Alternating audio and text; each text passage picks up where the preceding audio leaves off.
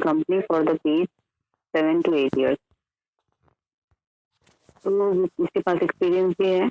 In this time, he has acquired detailed knowledge of the business and made contacts with buyers and suppliers. और in between, during this time, मतलब जब वो काम कर रहा था तो उसको उस फील्ड के बारे में, उस एरिया के बारे में अच्छा नॉलेज हो गया है और उसके कॉन्टैक्ट्स भी बन गए हैं बायर्स और सप्लायर्स के साथ. He now wishes to set up his own business in the sports goods manufacturing cluster of Meerut. तो वो मेरठ में अपना खुद का बिजनेस स्टार्ट करना चाहता है स्पोर्ट्स गुड्स मैन्युफैक्चरिंग का. He needs INR 75 lakh. उसको 75 लाख चाहिए to get his business off the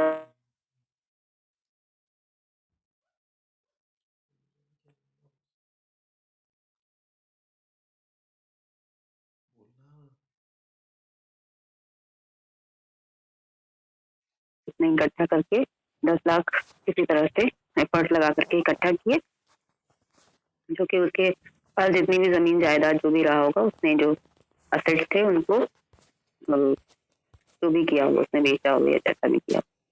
then वो फर्स्ट जनरेशन एंटरप्रेन्योर है, यानी कि उसके पहले उसकी फैमिली में कोई भी बिजनेसमैन या एंटरप्रेन्योर नहीं था.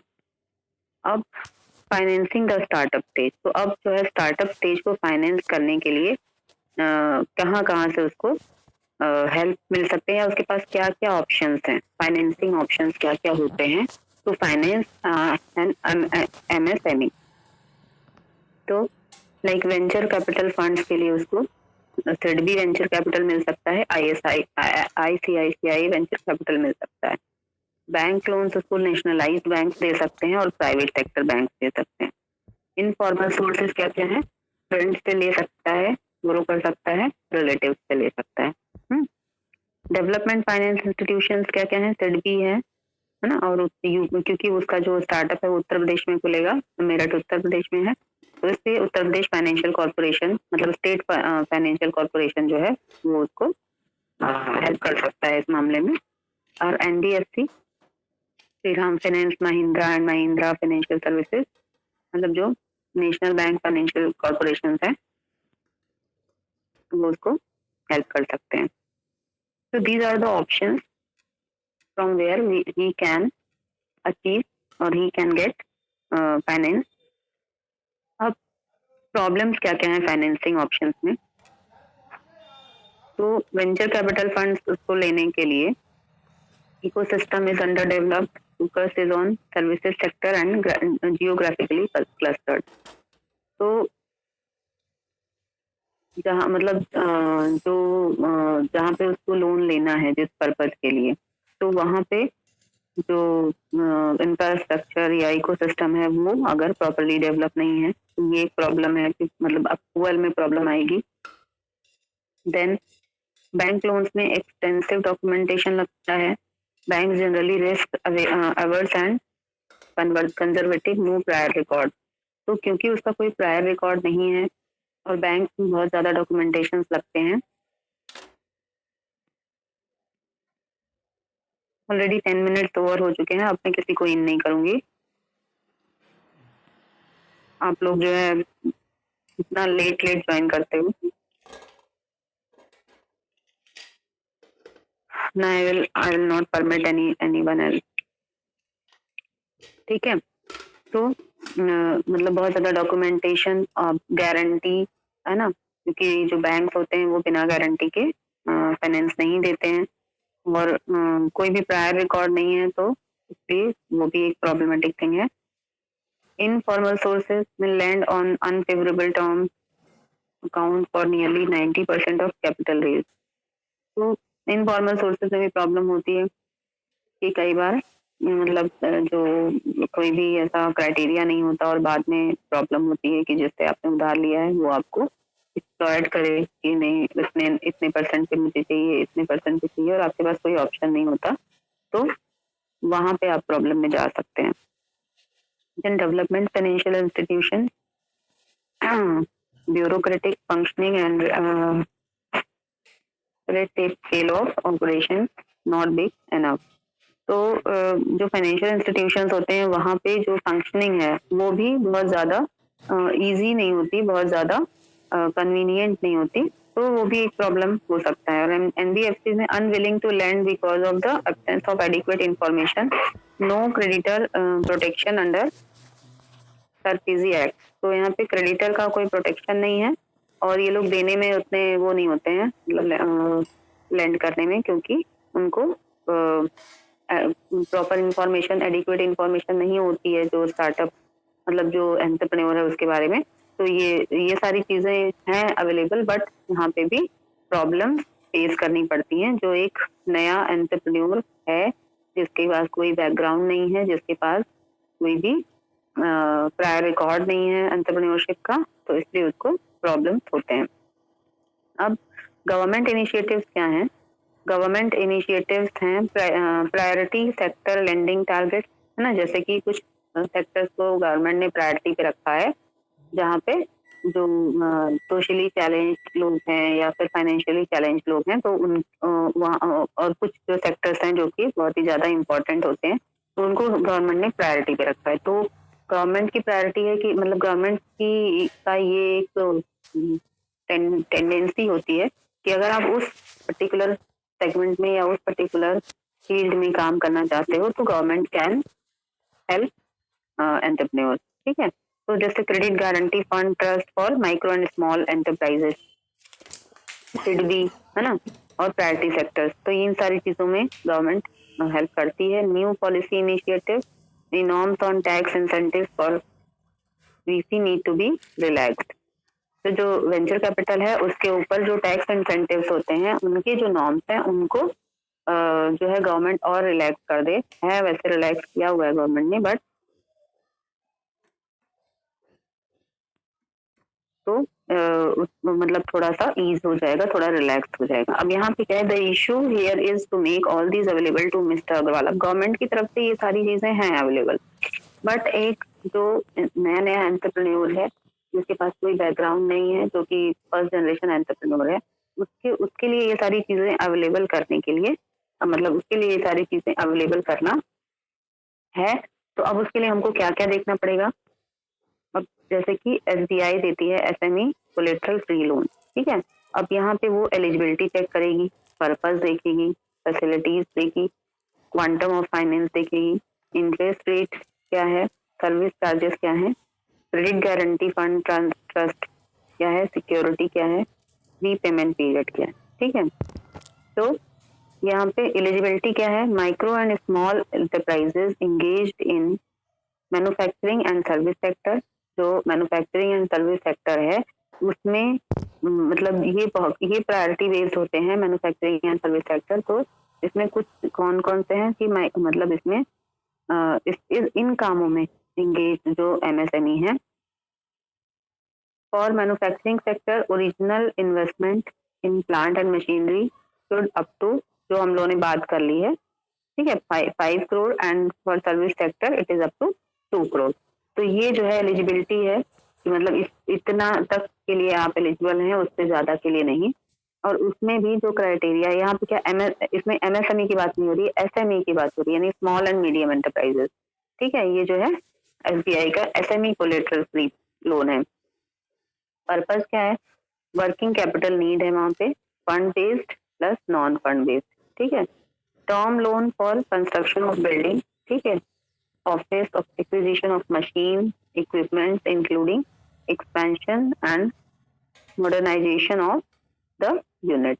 तो यानी कि जितनी भी चीजें आपको समय रिक्वायर्ड है, असेट्स और आपके जो मतलब बिल्डिंग्स और जो भी आपको फंड रिक्वायर्ड है, वो मतलब आपका पर्पस है कि आपको वर्किंग कैपिटल की नीड्स है, जो जिसमें कि फंड भी है और नॉन फंड भी है, चीजें जो आपकी काम हो रही है, काम आ रही हैं, और जिन चीजों से आप काम कर रहे हैं, जिनमें प्लांट और मशीनरी वगैरह जो है वो मतलब फिक्स्ड जो आपका है कैपिटल, फिक्स्ड एसेट के लिए और वर्किंग कैपिटल के लिए। तो ये सारी चीजों के लिए आपको जरूरत है वहां पे पैसे, और मतलब पैसों की भी है और दूसरी भी चीजों की भी जो रिक्वायर्ड है, मटेरियल वगैरह। फैसिलिटी क्या क्या है बैंक के पास, कैश क्रेडिट कर सकती है, टर्म लोन दे सकती है, और letter of credit and bank guarantee दे सकती है। तो ये सारी चीजें अवेलेबल हैं। देन क्वांटम ऑफ फाइनेंस, ना कितना वो फाइनेंस करेगी। Total exposure to the unit up to ₹1 crore, all facilities, ठीक है। तो 1 करोड़ तक का जो है टोटल एक्सपोजर वो कर सकती है बैंक जो है। इंटरेस्ट रेट जो है अट्रैक्टिव रेट ऑफ इंटरेस्ट, मतलब जो भी बैंक का रेट होगा इंटरेस्ट का। देन सर्विस चार्जेस, कुछ जो भी आप ये प्रोसेसिंग करवा रहे हो लोन करवा का, तो इसमें सर्विस चार्जेस आपको लगते हैं। Credit guarantee fund, trust for micro small enterprises guarantee, तो borrower is eligible under the scheme will be covered under this. तो ये एक स्कीम का नाम है जिसमें कि जो अगर बोरोवर जो है वो एलिजिबल है इस स्कीम के लिए, यानी एज लिमिट, उसका जो वेंचर कैपिटल है, सीड मनी और भी चीजें हैं, जो भी लैंड एरिया, जो भी चीजें होती हैं, वो सारी अगर मैच कर रही हैं जो हमारा एंटरप्रेन्योर है, तो वो उसके लिए इस स्कीम के अंदर वो कवर हो जाएगा। सिक्योरिटी, उसमें प्राइमरी सिक्योरिटी यानी assets credited out of bank finance, existing assets of the borrower as per as definition of CGTMSA। तो जो भी सिक्योरिटीज है मतलब अवेलेबल जो कि बोरोवर के पास, ठीक है, उसके एसेट्स हैं, और जो इस स्कीम के अंदर में जो भी चीजें सिक्योरिटी में आती हैं, तो वो सारी चीजें मतलब बैंक सिक्योरिटी के रूप में अपने पास एक मतलब लिस्ट रखेगा कि अगर कुछ भी यहाँ पे फंड में मतलब रिफंड में प्रॉब्लम आती है, तो फिर क्या होगा कि वो बोरोवर से वापस ले सकता है, मतलब बोरोवर से वो ये सारी चीजें ले सकता है। Then repayment method, working capital यानी 1 year repayable for on demand, working capital limits will be renewed every 2 year, ठीक है। हाउएवर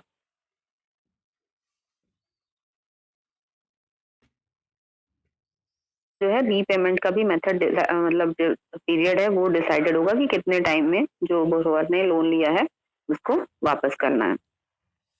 तो इस तरह से मतलब एक जैसे एसबीआई का एक ये था फ्री कोलेटरल लोन सिस्टम, ठीक।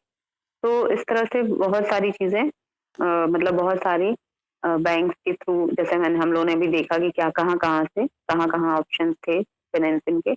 अब एग्जिस्टिंग बैंकिंग प्रोडक्ट्स में बैंक क्या क्या चीजें ऑफर कर सकती है इन सारी चीजों में, वर्किंग कैपिटल मशीनरी फाइनेंस, ठीक है।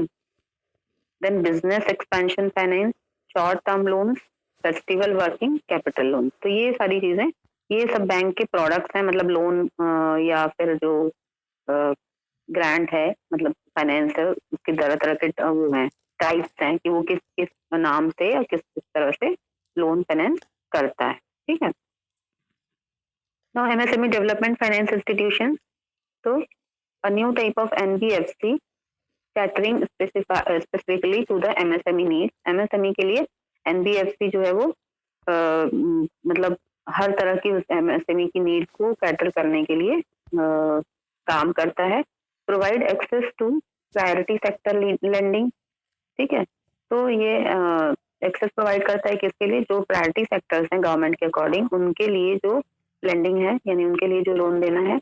एक्सटेंड क्रेडिटर प्रोटेक्शन अंडर, ये एक एक्ट का नाम है सरफेजी एक्ट, उसमें जो है क्रेडिटर प्रोटेक्शन को भी वो एक्सटेंड करता है कि मतलब जो क्रेडिटर है वो ऐसा ना हो कि उसका नुकसान हो जाए, ठीक है, डेटर जो है वो लेकर के लोन और भाग जाए या खा जाए। तो इस तरह से चीजों को मैनेज किया गया है। वर्किंग कैपिटल फाइनेंसिंग में क्या है, ऑप्शंस और प्रॉब्लम, है ना। NSIC and SIDBI provides finance, ये सारी चीजें हम लोगों ने कल पढ़ी थी ना, जो पॉलिसीज गवर्नमेंट की थी उसमें। NSIC and SIDBI provides finance to procure raw materials and market finance for the short time. ये लोग क्या करते हैं, ये लोग शॉर्ट टर्म लोन्स जो है वो देते हैं। Absence of scale to meet financing needs, SIDBI has a loan portfolio of rupees 53,875 while the gap is estimated at rupees 2.15 lakh crore। तो सिडबी जो है वो सिडबी और एनएसआईसी जो है वो शॉर्ट टर्म लोन्स देते हैं, और अगर कोई इस तरह के मतलब स्केल्स नहीं अवेलेबल हैं कि जो कि फाइनेंशियल नीड को बता सके, तो सिडबी जो है वो उसका जो लोन पोर्टफोलियो है वो इतने मतलब 50 लाख के लगभग, सॉरी 53,875, और जो गैप एस्टिमेट किया गया है वो 2,15,000 मतलब 2.15 लाख करोड़। तो इस तरह से इन लोग का जो लिमिट होता है वो डिसाइड किया हुआ है। Loan products by commercial bank, lack of flexibility in repayment schedules that are needed to deal with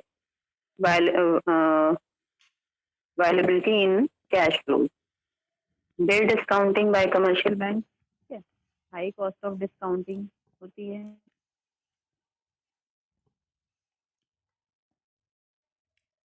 factoring by NBFC, factoring firms are unpopular because it leads to buyer asking for discount. तो इस तरह से capital loans जो है वो bank देते हैं और उनमें कुछ कुछ ऑप्शंस भी होते हैं और कुछ कुछ प्रॉब्लम्स भी होते हैं। ठीक है,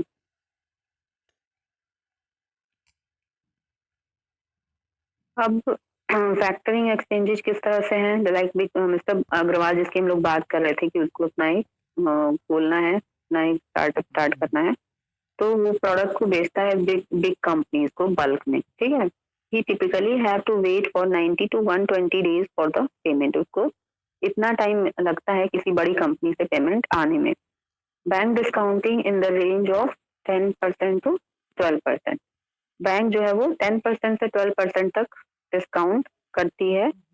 receivable bills can be auctioned on an electronic platform. This electronic platform is an factoring exchange. तो जो बिल्स रिसीवेबल्स हैं वो ऑप्शन किए जा सकते हैं, मतलब सॉफ्ट फॉर्म में, मतलब ई फॉर्म में, और यहाँ पे जो है फैक्टरिंग एक्सचेंज हो सकता है। A platform with the CCIL and MSME stock market need to be develop. तो यहाँ पे वो अपने जो है एक प्लेटफॉर्म डेवलप कर सकता है जहाँ पे उसको फैक्टरिंग कर सके। ठीक है, हालांकि ये आपका जो है इतना बहुत मतलब आपके उसका फाइनेंसिंग का मतलब पार्ट उतना नहीं है।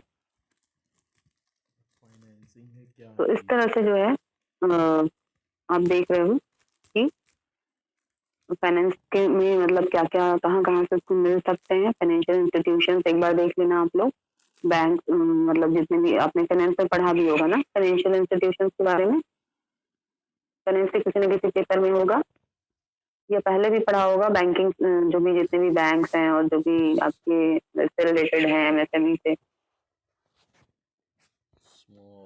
यस और नो बताओ जल्दी।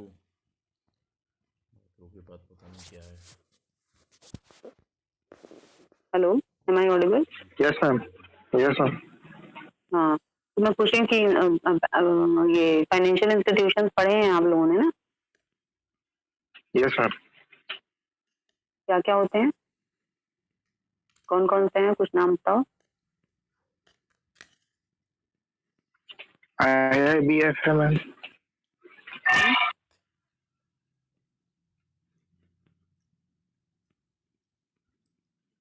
बैंकिंग और नॉन बैंकिंग इंस्टीट्यूशंस पढ़े हैं?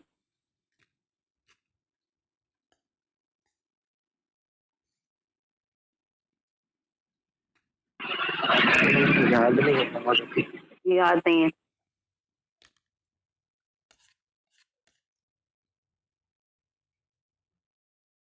आप लोग एक बार सब लोग गो थ्रू हो जाना, ठीक, फाइनेंशियल इंस्टीट्यूशन। ठीक है, अब उसके बाद क्या है कि कुछ स्कीम्स जो हैं वो फाइनेंशियल जो फंडिंग होती है उससे रिलेटेड यहाँ पे दी हुई है। लाइक नॉन फाइनेंशियल इंसेंटिव्स में नेशनल मैन्युफैक्चरिंग कॉम्पिटिटिव प्रोग्राम की स्कीम है एक, है ना। इसमें क्या है, assistance aimed at improving process design and technology. तो यहाँ पे अवेलेबिलिटी ऑफ इंसेंटिव जो है वो साइज के अकॉर्डिंग किसके किसके लिए अवेलेबल है, माइक्रो के लिए भी अवेलेबल है, स्मॉल के लिए अवेलेबल है, मीडियम के लिए अवेलेबल है, बट लार्ज के लिए नहीं है। तो यहाँ पे हम लोग MSME की ही बात कर रहे हैं। फिर उसके बाद government purchase and price preference policy for MSCs, ये भी एक स्कीम है। तो इसमें 358 items reserve for exclusive purchase from MSCs 20% of annual value of goods and services purchased to be procured from MSEs। तो ये माइक्रो और स्मॉल के लिए है, ये मीडियम के लिए भी नहीं है।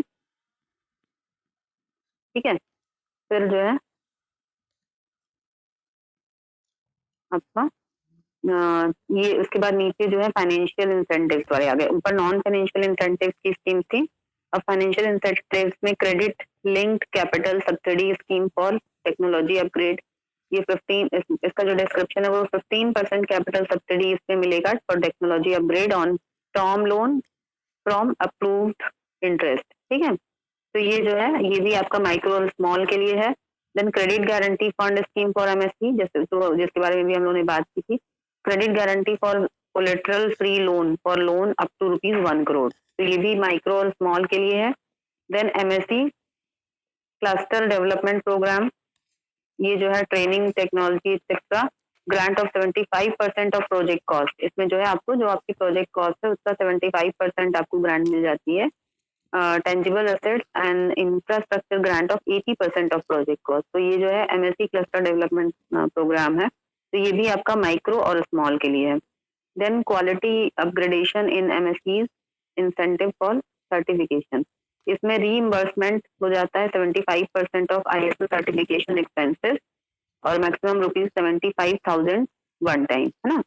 तो वन टाइम आपको 75,000 का रीइंबर्समेंट हो जाएगा या 75% ऑफ जो आपकी ISO सर्टिफिकेशन की वो है कॉस्ट है। तो ये माइक्रो और स्मॉल दोनों उसमें केस में ये आपके लिए अवेलेबल है। देन माइक्रो फाइनेंस प्रोग्राम, ये सिडबी सपोर्टिंग एनजीओ, सिडबी जो है वो एनजीओ को सपोर्ट करने के लिए देती है। Micro finance institution is providing loan, तो यहाँ पे माइक्रो फाइनेंस इंस्टीट्यूशन है। माइक्रो फाइनेंस इंस्टीट्यूशन भी आप लोग देखिए, क्योंकि MSME में बेसिकली मतलब माइक्रो में उन्हीं का काम होता है, तो ये केवल माइक्रो के लिए है। तो इस तरह से आप देख रहे हो कि आपको कहाँ कहाँ से किस किस स्कीम के थ्रू गवर्नमेंट इंसेंटिव जो है वो मिल सकते हैं। ठीक है, फिर तो यहाँ पे देखो जिसमें ज्यादातर जो है वो केवल एक ही जो था वो मीडियम तक है, बाकी सब माइक्रो और स्मॉल के लिए है। ठीक, now policy framework for MSME in India, तो स्कीम जो है assistance aimed at improving process design and technology, तो तीनों के लिए है। ठीक है, और जो अगर लार्ज है, जब तक वो लार्ज नहीं हो जाती तो 1 साल तक के लिए भी वहाँ पे अवेलेबल है। ये सब स्कीम्स हैं। ठीक है, एनुअल गवर्नमेंट प्रोक्योरमेंट वैल्यू 20% है माइक्रो और स्मॉल के लिए। ठीक, और एक्सटेंडेड विद अ कैप जो है वो मीडियम के लिए है।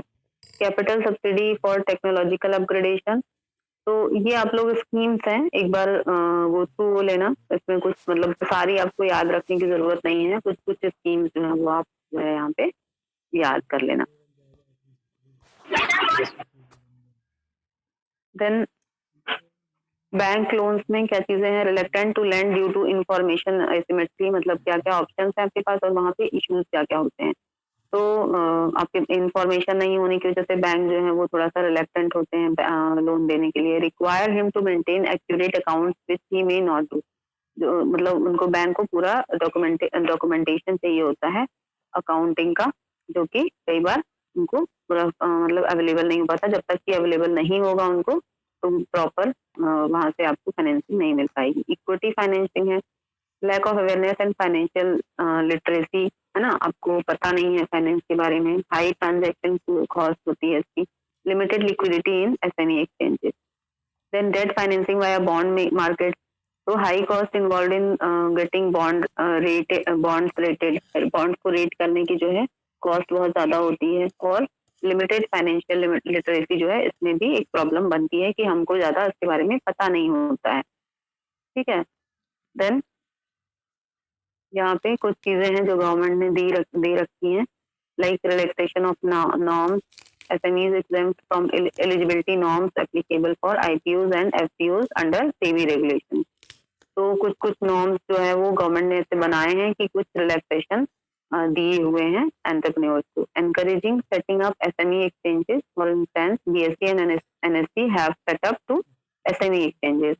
तो यहाँ पे जो मतलब मार्केट से रिलेटेड जो BSE और NSE का जो सेटअप है वो एसएमई एक्सचेंजेस के मतलब के फेवर में गवर्नमेंट ने जो है कई सारे रूल्स एंड रेगुलेशन बना करके रखे हुए हैं। Launch CLCSS credit link capital subsidy scheme in which 15% capital subsidy जो होती है वो दी जाती है टेक्नोलॉजी अपग्रेडेशन के लिए। इसको हम लोगों ने पीछे भी पढ़ा था अभी।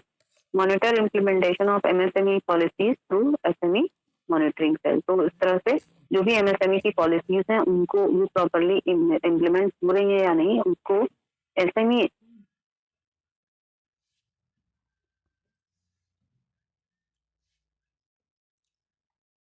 ये जर्मनी का क्लस्टर फाइनेंसिंग अप्रोच है जिसको कि इंडिया में भी कुछ हद तक कॉपी किया जाता है।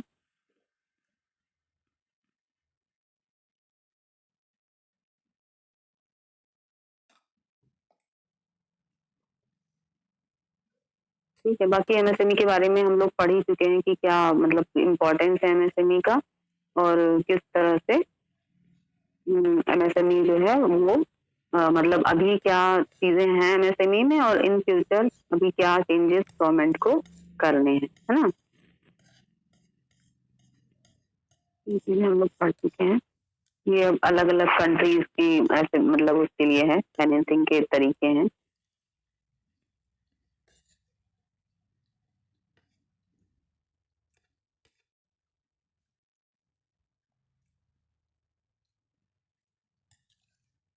तो यहाँ पे न्यू मॉडल बताया गया है जो कि बहुत सारे कंट्रीज की फाइनेंसिंग स्कीम्स को या फाइनेंसिंग सिस्टम को देखते हुए। तो बैंक्स में जैसे बैंक लोन प्रोडक्ट जो हम लोगों ने भी जैसे पढ़ा कि वर्किंग कैपिटल और क्या क्या चीजें थी, cluster financing, venture capital, uniform tax incentive, equity financing और वर्किंग कैपिटल फाइनेंसिंग, है ना, फैक्टरिंग एंड रिवर्स फैक्टरिंग चीजें। तो ये चीजें जो है अब नए मॉडल में आ गई है। MSME bond market, debt restructuring, independent external intermediary across the board strategy in bad situations, government policies में MSME डेवलपमेंट फाइनेंस इंस्टीट्यूशंस की डिफाइनिंग, ये सारी चीजें। तो ये जो है फाइनेंसिंग के बारे में है और मैं आपको एक होमवर्क दे रही हूँ कि आपको फाइनेंशियल इंस्टीट्यूशंस के बारे में थोड़ा सा आप अपने आप रिवाइज कर लीजिएगा जो पहले का पढ़ा हुआ है, ठीक है। तो ये ऑलमोस्ट हमारा जो है 4th यूनिट कंप्लीट हो गया आज। 5th यूनिट में कुछ जैसे नाबार्ड है, DIC है, कुछ कुछ ये है इंस्टीट्यूशंस हैं जो हम लोगों ने हल्का मतलब शॉर्ट पहले भी पढ़ लिया था। थोड़ा सा उसको डिटेल में पढ़ेंगे। तो अगर मतलब नेक्स्ट क्लास में मैं वो आपको करा दूंगी तो आपका जो है सिलेबस ऑलमोस्ट कंप्लीट ही है, ठीक है। ठीक है, क्लियर है सबको? Yes ma'am. यस।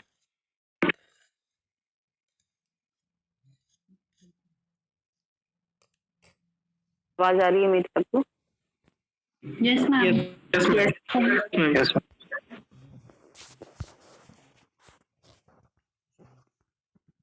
मैं आपको इसके नोट्स भी भेज दूंगी तो आप लोग थोड़ा सा और अच्छे से पढ़ लेना, ठीक है।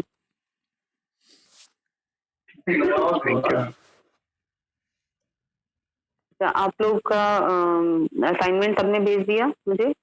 सारे लोगों की मेल आ गई मतलब मेल कर दिया है सबने मुझे? Yes ma'am. Yes ma'am.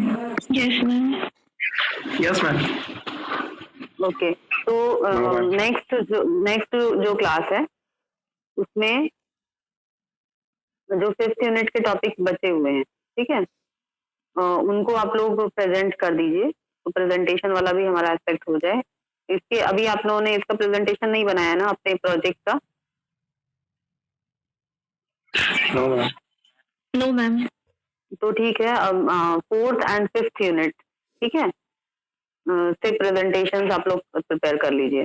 आपस में सब डिसाइड कर लीजिए, किसी का मैच ना हो। अगर मतलब एक या दो लोग कर सकते हैं एक से, और अपने हिसाब से टॉपिक मतलब मैम कर लीजिए। वो जो प्रोजेक्ट की PPT बनानी थी तो वो अब नहीं बना के ये 4th एंड 5th यूनिट हाँ, 4th और 5th यूनिट से बना करके, ताकि आप लोग का तैयार भी हो जाएगा ना। ये इसको तैयार करने से केवल एक ही टॉपिक तैयार होगा और इस 4th एंड 5th यूनिट से। और अगर जैसे आप लोग आपस में डिसाइड कर लेना, आप लोगों ने पहले भी प्रेजेंटेशन किया है ना, तो अगर 4th and 5th यूनिट पहले कौन है जो कि लिस्ट बनाएगा 4th and 5th यूनिट से? कौन लिस्ट बनाएगा, जल्दी बोलो। Pappu, yes ma'am. Can you prepare a list? बना दोगे ना? तो आप नाम Yes, लिखते जाना Yes, और पहले स्टार्टिंग से 4th और 5th यूनिट के टॉपिक देना, ठीक है? एक एक Yes, टॉपिक ma'am. सबको देते जाना और उसके बाद जब वो टॉपिक Yes, ma'am. खत्म हो जाएंगे तो फिर आप फिर 3rd, 2nd और 1st यूनिट से भी दे देना, ठीक? Yes ma'am.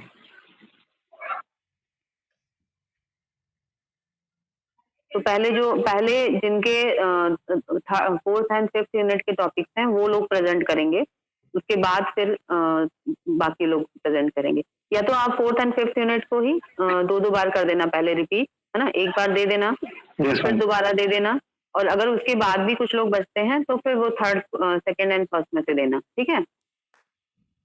मैम जिनने पीपीटी बना ली होगी मैम उनके लिए जिनने बना ली है वो अपना वही दे दे। मैम जिन्होंने असाइनमेंट की पीपीटी बनाई वो वही देंगे। हाँ, बना चुके हो क्या सब Yeah, लोग? ma'am, I have prepared. I don't know about others. Yes ma'am. Same, ma'am. Ma'am बना लिया पीपीटी वगैरह। बना लिया है? Yes, ma'am.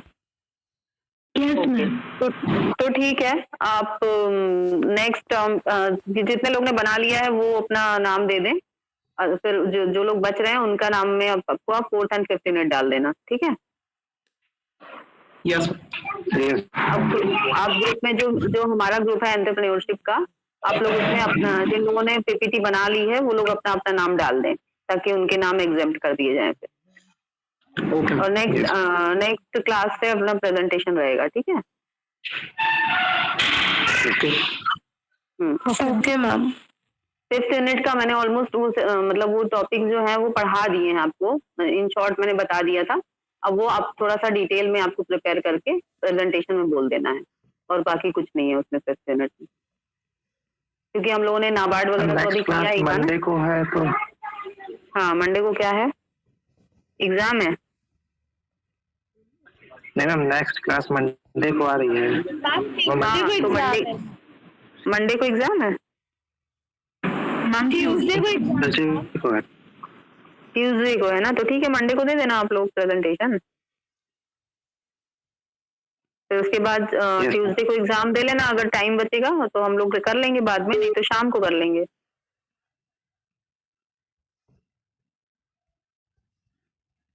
ठीक है? मैम स्कूल का एग्जाम डिपार्टमेंट में होना है। ऑफलाइन होगा, जहाँ बताया गया होगा, पूछ लेना। मैम नोटिस में तो आया है कि डिपार्टमेंट एमबीए डिपार्टमेंट। अच्छा, तो फिर होगा बेटा, मुझे नहीं पता। Ma'am that is skill development exam, तो उसके लिए हमें स्किल डेवलपमेंट वाले डिपार्टमेंट मतलब वो विज्ञान भवन में जाना पड़ेगा क्या? अब वो आपकी जो नोटिस आई होगी वो उसमें लिखा होगा, पूछ लेना। उसमें कुछ भी क्लियर नहीं है। इट हैज जस्ट सेड कि आपको ऑफलाइन आके एग्जाम देना है फ्रॉम 1 to 3 ऑन बेटा मीनल मैम से या मैम फिर नोटिस में मैम क्लियरली मेंशन है कि अपने उसमें अच्छा, तो वो लेकिन फिर भी आप लोग कंफर्म कर लेना, मुझे नहीं आइडिया उसका। हाँ, मुझे उसका आइडिया नहीं है। ठीक है, आप लोग मीनल मैम से या तो मिश्रा सर से कंफर्म कर लेना, उसका आइडिया नहीं है मुझे। Okay, thank you students, have a nice day. Thank you ma'am.